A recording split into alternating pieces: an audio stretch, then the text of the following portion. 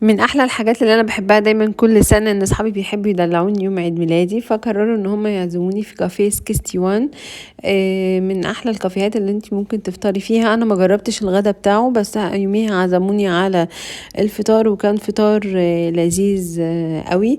ده هنا الديكوريشن بتاع المدخل. واحلى حاجه في الكافيه ده ان في كيدز اريا، ودي الكادوهات بتاعتي. جه ولد علشان ياخد بالونه، طبعا قلت له ما تغلاش عليك يا حبيبي.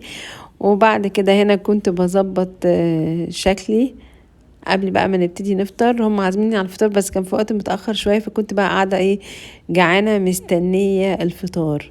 تمام. هنا اهو ده المدخل، عاملين كده ميرور وعاملين شوية ديكوريشن لذيذة.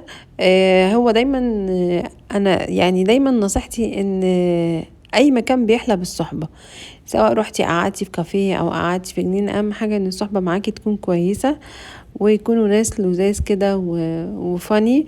فيعني انا دايما يعني بعد كده اخدتهم في قعدنا في اماكن حلوه، وقعدنا في جناين، يعني قعدنا في كل الاماكن سواء كانت شعبيه او كانت اماكن كافيهات. هي ما بتحلاش غير بالصحبه. ده مدخل هنا الكافيه. هنا جوه في مكان خارجي وفي مكان داخلي. مدخل الكافيه من جوه بتحسي كده ان انتي داخله يعني شبه ايطاليا كده. دايما الديكوريشن بتاعهم مدي على الطراز الايطالي شويه. وده هنا اهو عاملين ترابيزات وكراسي، وعاملين نجيله صناعيه زي ما انتم شايفين. ده بقى هنا من جوه الكافيه. وفي كمان ديزرتس، يعني هو بيجمع ما بين الفطار والغدا والعشاء والديزرتس والكيدز اريا. يعني هو يعتبر كافيه متكامل للناس اللي حابة تروح ومعاها اولادها. ده هنا الكيتشن بتاعهم.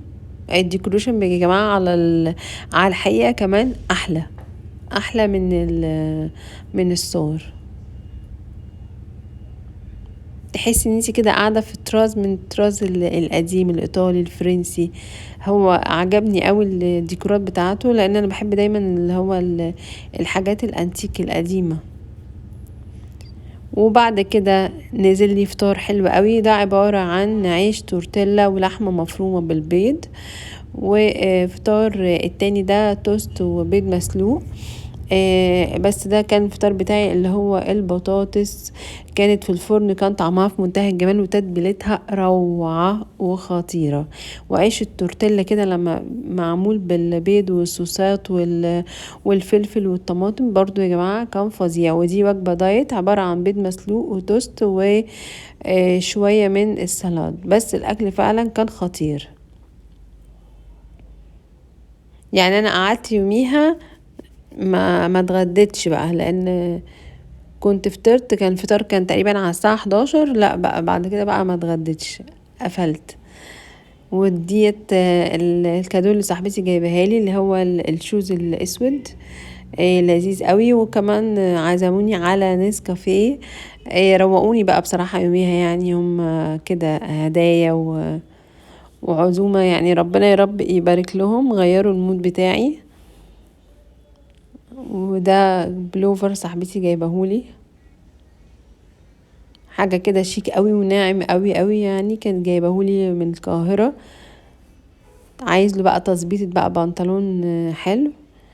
وده الشوز الاسود. فطبعا بقى قبل ما نمشي بقى من الكافيه، طبعا كان لازم نقعد بقى نهزر مع بعض. بس لسه في مفاجآت جاية. ودي كانت التورتة بتاعتي، عبارة عن كيك كده صغيرة مكتوب عليها هابي بيرثداي ماي. هما بقى قالوا لي انت اللي لازم تغني، احنا مش لازم نغني، انت اللي هتغني وانت اللي هتصوري وكل حاجة، عشان هو عيد ميلادك انت مش عيد ميلادك احنا. بس يعني فطبعا الحمد لله كنت فرحانة، ربنا يبارك لهم. هو كافيه لذيذ وجودة وخامة بصراحة. يعني خامات الأكل وجودة الأكل نظيفة. هتقعدي تاكلي وانت يعني يعني الأكل بتاعهم مزاجه عالي. هنا هو اسمي على التورتة. انا متصوروش كنت فرحانة ازاي انا يعني ما اخدوني كده على غفلة، مش يعني انا ما كنتش عارفة ان في عيد ميلاد او في فطار او كده. احنا كنا نازلين على ان هي مشاوير، طلع لا عيد ميلاد.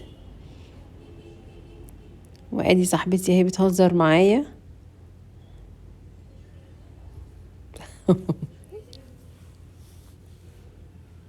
هم عملوا لي عيد ميلادي اصلا قبل ميعاده، فعلشان كده ما كنتش متخيلة ان اليوم ده هيبقى عيد ميلادي، لان هم عاملينه قبل ميعاده بتلات اربع ايام، لان هم سافروا خلاص. ربنا ان شاء الله يرجعهم بالسلامة. بجد بجد الكب كيك دي لذيذة صغيرة تحفة جميلة كده، بتقطعيها وينزل منها الصوص، حاجة كده خطيرة وفي منتهى الجمال.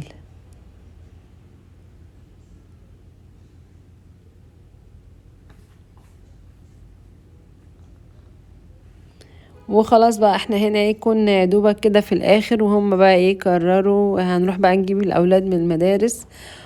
فخلاص كده اليوم انتهى، فقررنا ان احنا نتصور كلنا مع بعض، وكان يوم لذيذ لذيذ حلو جدا. وربنا بإذن الله يجيبهم بالسلامة. وعايزة بقى مين اعملوا بقى منشن لاصحابكم، لو انتوا عيد ميلادكم قريب، اللي حابب يروح الكافيه ويعمل عيد ميلاد، مفيش احلى من المكان ده، لذيذ حلو قوي قوي.